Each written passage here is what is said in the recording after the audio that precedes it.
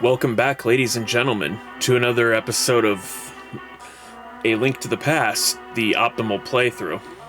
So when we last left off, we began our game, and now we're here in the Eastern Palace. Now, Eastern Palace, I mean, nothing really to write home about. Oh wow, look at all those rupees.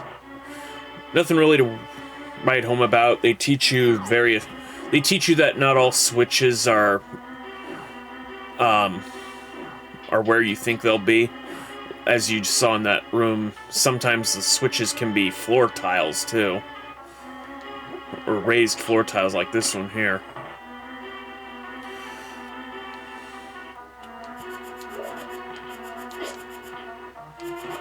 So you get these skeleton or these aren't really Stalfos, I think, so much as they're skeletons, I think. I mean, there is a Stalfos Knight, which is a much bigger looking skeleton, but... Okay, look. Sounds like we're about to die here, so...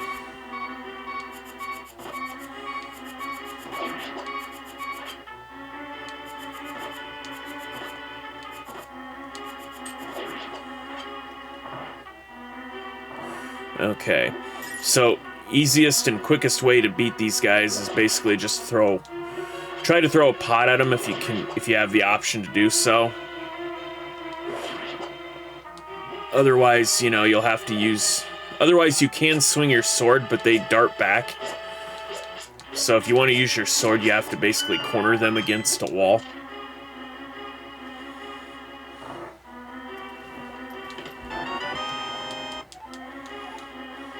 So each dungeon has 3 items that you can find. If you look in the lower right corner, you'll see that the heart container, or piece of heart collected, has turned into dungeon items. There are 3 dungeon items. There's a compass, a big key, and a map. Compass basically points you in the direction of... tells you basically which floor the boss to beat is in. The map will basically reveal locations that you haven't been to, and versus the rooms you have been in. Without a map, as you can see, only rooms you've been in are highlighted. And of course, the big key lets you open doors with it. There are these triangles here, which basically tell you that are basically your ways of getting hints from Sahasrara. Interestingly enough, we never actually talked to Sahasrara as of yet, so the fact that he doesn't ask me who I am or what's the meaning of this, you know, is rather funny. The game just kind of... I guess the developers just kind of expected you to play, you know, in a very specific manner.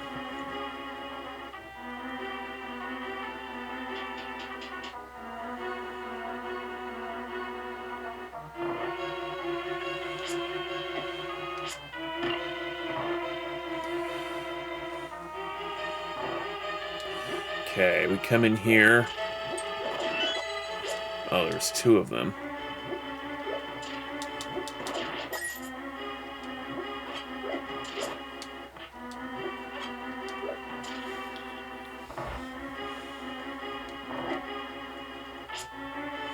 So those enemies here with the skull and red swirlies, those are called anti-fairies, apparently.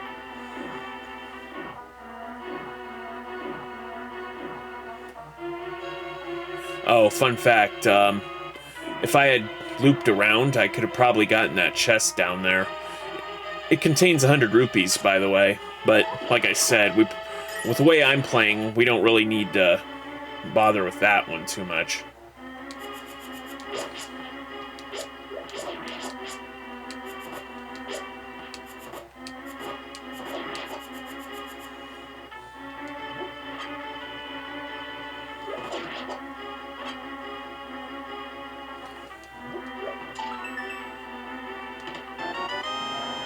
Yeah, so you were supposed to fight all the enemies in the room and then press that switch.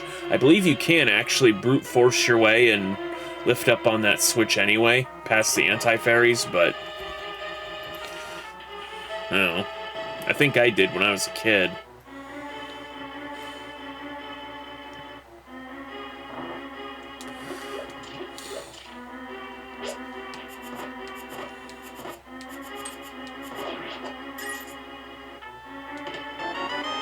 And the first dungeon item is a bow. I think it actually came with a few arrows, so...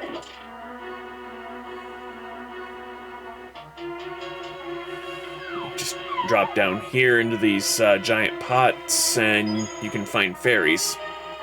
Now, fun fact about the Super Nintendo version is that they actually misspell the word fairy. If you're playing the GBA version, they correct this. I don't have any empty bottles, so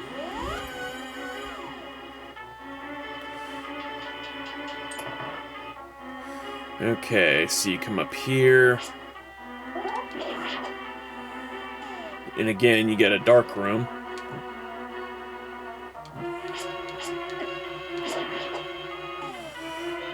Okay, so the real purpose of this is to basically help you fight these enemies.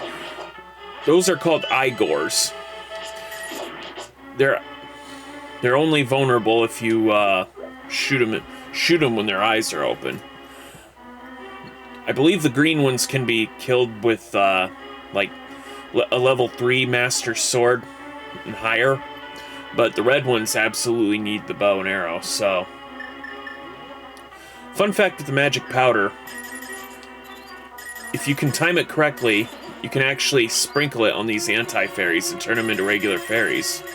Because otherwise, an anti-fairy, I think, will not only damage a heart, but it'll also steal your magic, so not really something you want to happen.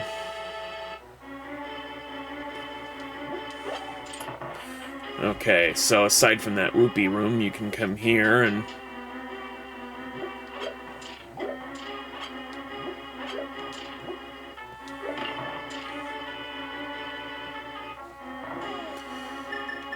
Alright.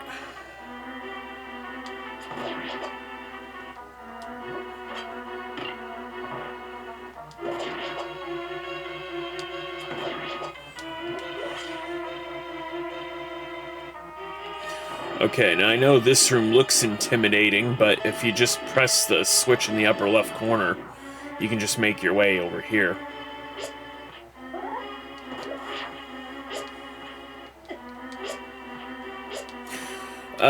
A little bit of an aside here. Sometime before I started recording this, which was about a day or so ago, I noticed a distinct, like, real hot or burning smell, and I think it's coming from the AC adapter for my laptop, because I mean, fun fact, I used to have, like, a surge protector for this thing, right? And, you know, when I had to have my laptop serviced sometime back in 2019, real early 2020, you know, before the planet went to crap, you know, in the apocalypse, I think they basically replaced what I gave them with a new one, and... yeah, suffice to say, I'm not really too plussed on how this feels. Now, I will say, the good news is that, well, I guess not so good news, is that my laptop itself basically alerted me that the operating system that I have on it, it's going to stop receiving updates, not this year, but next year, 2025, in October. So... yeah, by the looks of it, I might have to invest in a new laptop or some such. You know, hopefully I can get something that I can... hopefully something with a little more processing power, but otherwise, you know, it could be it for me. Because, you know, I mean, I can only operate with what I've got, right? And, you know... I mean, it'll be kind of a chore to try to figure things out again. Because, I mean, it took me days to figure out how to get the recording just right, you know, about bit rates and such. And I really don't want to have to go through that all over again. So hopefully I can get in touch with a tech guy or something when I buy a laptop or whatever. But I'm gonna have, but you know, unless I get support, and you know, unless this channel, you know, blows up by then, I'm gonna have to wait until next income tax refund. So yeah, kind of in a bad situation right now. I mean, I guess what I could do is I could try buying a replacement AC adapter, see if that makes any difference. Oh, by the way, these guys, 3 arrows to the face for each of them, and they go down.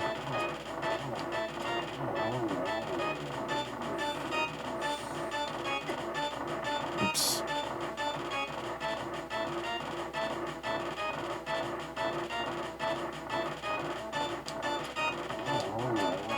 Oops.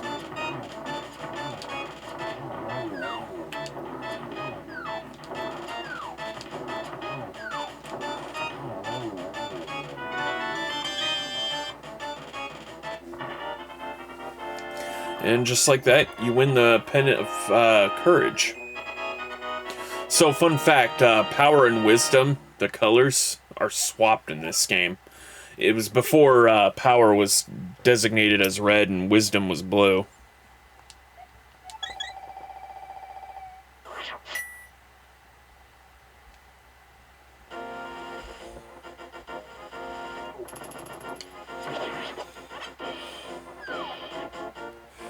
Okay, so with the Pendant of Courage, we can basically finally take it to the Elder, which is where we were supposed to go in the first place. And he introduces himself to us proper this time. Yeah, so you could... So if you didn't want to get any of the heart pieces, you could have just came straight here, and he would have told you to just go get the Pendant of Courage. But since we already have it now, he'll basically tell you a story and about the Knights of Hyrule, and you know how there was a great war for the Triforce, and you know how the Triforce had to be sealed, you know, so nobody would get to it. But of course, a greedy individual already found his way in, so, and now he's trying to conquer the lands. So, yeah. Now, he says a hidden item is hidden in a cave on the east side of Lake Hylia. Now, I don't know what he means by Lake Hylia. I mean, this game, the Super Nintendo version, came with basically a fold-up map of the Light World. And I think Lake Hylia is referring to, like, this giant...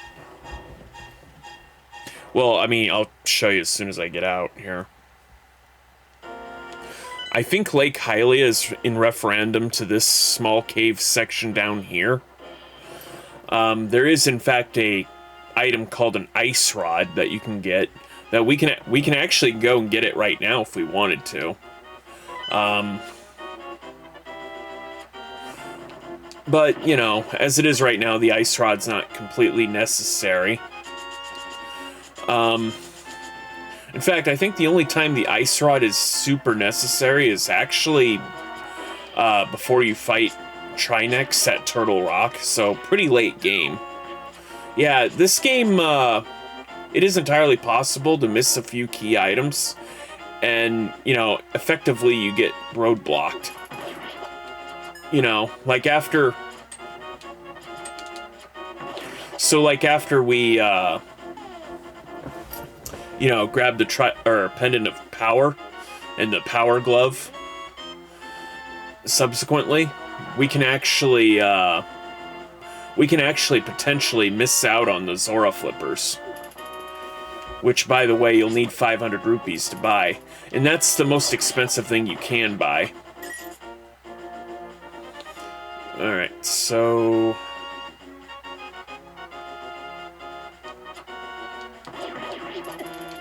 Okay, I guess I'm out of arrows now.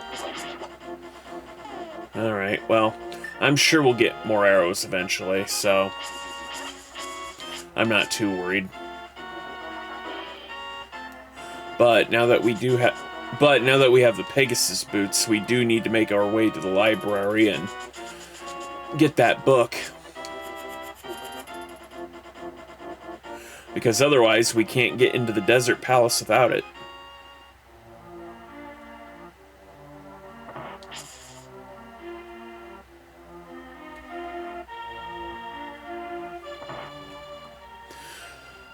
I mean, Nintendo Power actually went out of its way to explain this, about how you need the book.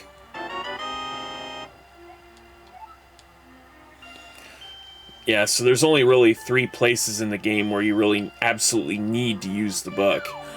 4 places if you want to include the pedestal where the Master Sword sits, but...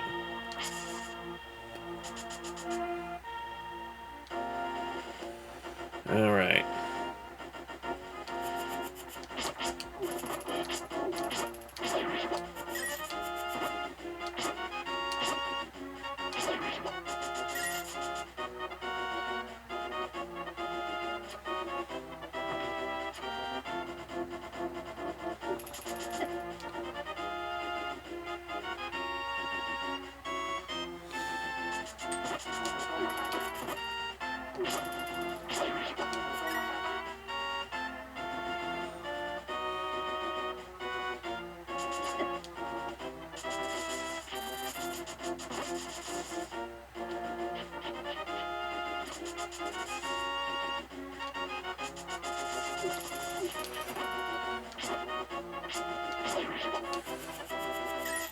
Although there's absolutely no reason for you to do this right. Although there is no absolute reason for you to do this right now, and I think this could have probably been done a lot better, is you can, if you choose to, drain this early, just to drain the area here and get a piece of heart. Again, you don't have to do it right now. I mean, you can do it. You can wait until you actually need to get into the Swamp Palace in the Dark World, but yeah, you can do that now and, you know, get yourself a piece of heart early.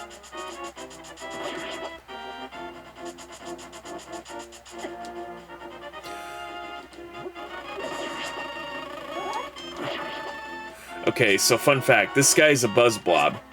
Try to hit it with your sword, you get zapped. I think the only sword that can actually kill them without having to stun them first is a level 4 Master Sword.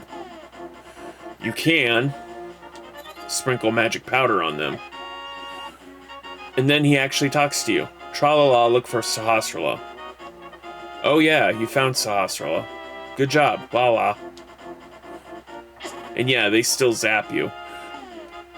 I don't exactly approve of how they look, because, you know, quite frankly, I think it's offensive. I mean, to be fair, this game did come out in, like, early 90s, so, I don't know. Maybe he's supposed to be a hot dog or a potato? I don't know. Your guess is as good as mine.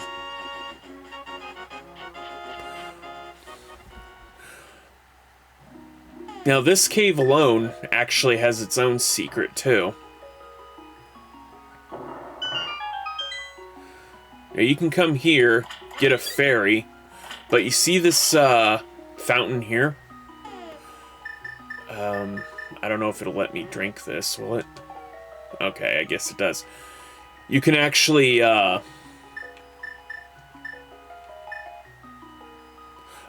right. You can actually bash into it, and you'll get something called a... Well, it calls it a bee, but as you saw, it was sparkling. This is called a good bee, referred to as a golden bee in the GBA version. There is a special shop in the Dark World that only exists in the GBA version that actually sells bees, fairies, and, you know, a bee that they wouldn't be able to sell you until you actually show them this one. In which case the shopkeeper is like, oh, hey, you got a gold bee just like ours. I guess they're not all that rare after all. and then he just sells them to you for like 88 rupees or something. And fun fact, you can actually catch these golden bees and sell them to the same guy who you bought the bottle for. Okay, so in that chest is the ice rod, but unfortunately you can't get there from here. But the way the cave is laid out suggests that you can actually bomb the area to the left, which we'll do right now.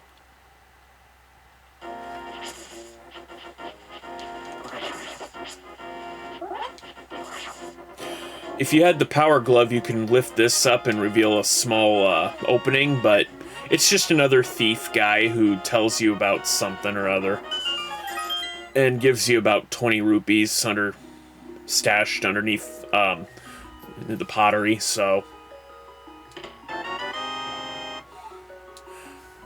yeah, you got the ice rod.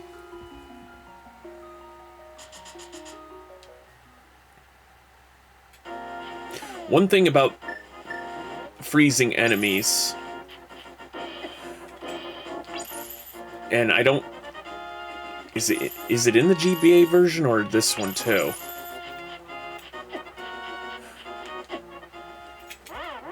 Whoop. Okay, I wasn't supposed to die there. Yeah, you can actually pick up frozen enemies. I never knew that, and you can actually use it as a weapon. Of course, they don't stick around with you, so... Yes, I know. I'll pet you in a minute. Sorry, ladies and gentlemen, I have a cat with me, so... Although he must have gotten into something because, he's got this cowlick or something on his fur. I don't know what that's about.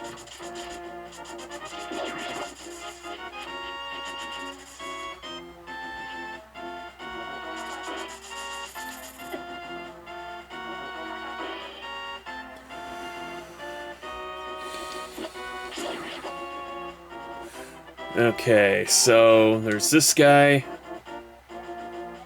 No attention to the middle-aged man standing behind the sign. You know, buddy, you could just hide out in a cave. You don't have to be out in the open.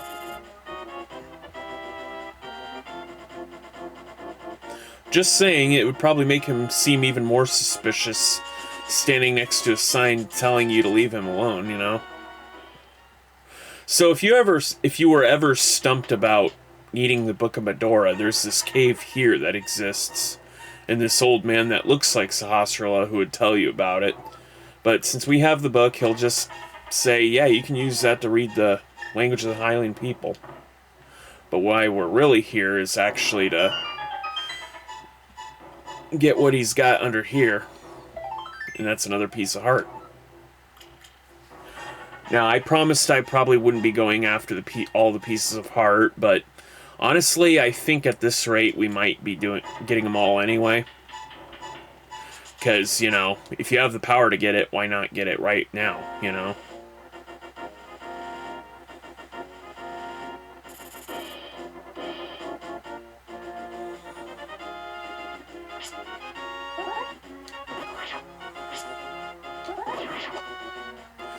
Okay, so just pull out the book, hold it up, and this is probably one of the only times he actually takes off his hat.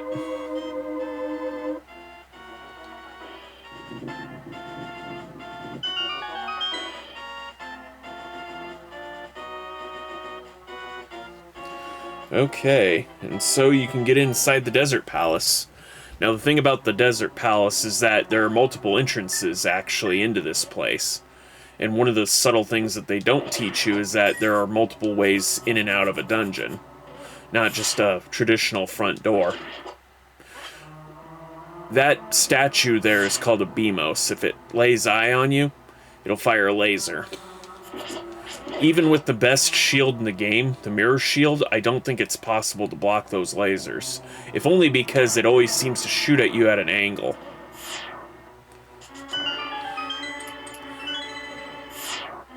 Okay, never fail to find all the treasures in each dungeon. Well, unfortunately, he doesn't tell you that you have to bash into that with your Pegasus boots. Another reason we needed the boots. Okay, so with this key in hand,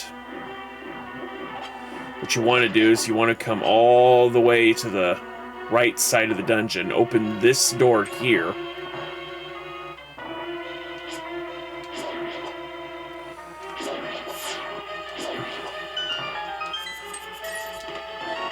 You can get the compass here, but you don't really, honestly, you don't really need the compass, because if you go here, you'll get yourself the big key as well. I'm guessing they didn't really know where to place the dungeon items, but I don't know. I guess they didn't want to make it too difficult for people. Okay, so now that we have the big key, we want to go all the way back to the left side of the dungeon. Go through this door here. Step on that floor tile there. And we can get ourselves the power glove. Now the power glove, now you can't really see it too well, but Link's sprite is noticed has gray hands to denote the power glove. What this does is this will allow us to lift up on the white colored stones, including the larger white ones, but not the black ones.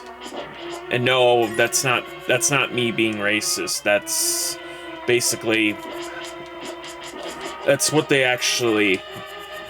That's just the scheme they gave it in this game. Now, fun fact: in Link Between Worlds, the pseudo spiritual successor to this game, they actually just make the rocks bigger or smaller, and you want to lift a bigger rock, you just use the Titan mitts.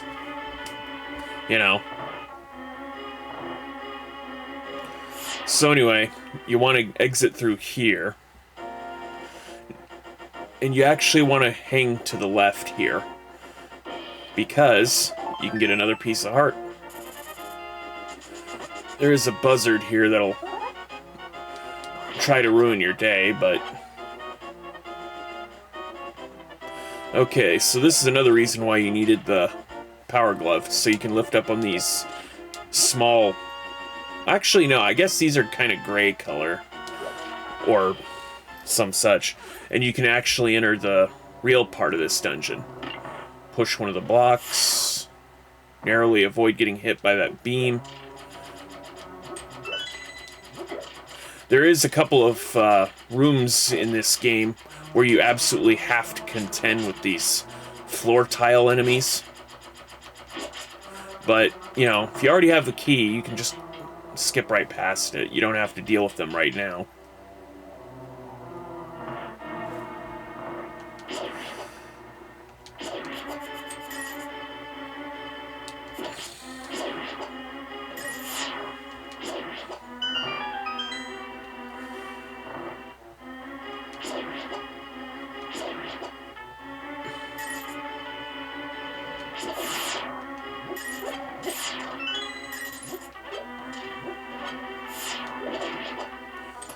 Alright, go through here. And again, same thing. Just grab a key and exit. Oh, that's Oh. Whew. For a minute there, I thought I wasn't going to get any arrows. Yeah, you absolutely need arrows to kill this guy. I'm just glad they actually gave us one, because we actually ran out earlier. Thought I would have to stop the recording. Now, this is probably the first game that's ever done it, but if typically in a Zelda game, if you see 4 torches or torches that need to be lit, just light them, and things generally happen. And voila. And now on to the second boss. I think these are called land molas. You want to be careful of the rocks that come out when they surface. when there are 3 of them, they'll always pop out in an isometric pattern. So as long as you're standing directly to the 4 cardinal directions, a fair bit of distance, you won't get hit.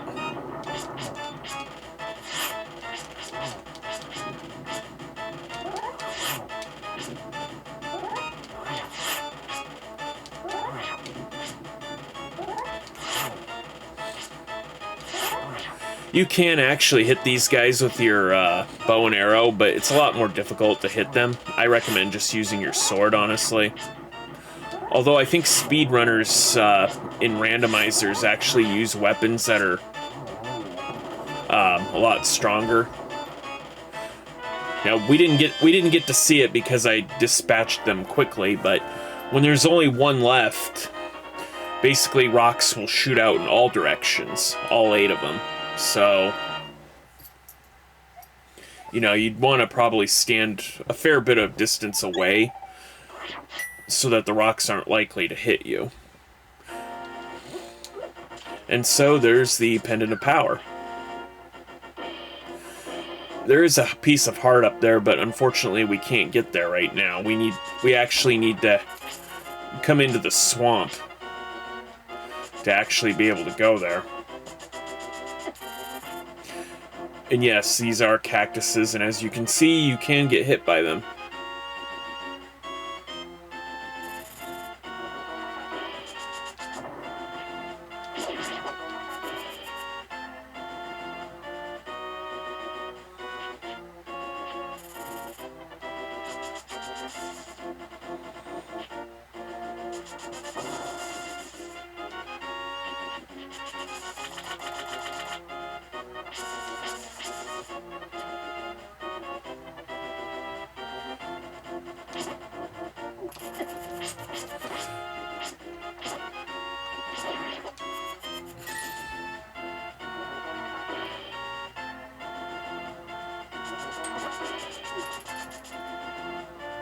Okay, so... Alright, so we're about 32 minutes in. We'll just go ahead and call this episode here for the sake of time. But anyway, thank you so much for watching. Please remember to like, comment, subscribe. And in the next one, I guess we'll go get ourselves some flippers early. So, I'll see you in the next one.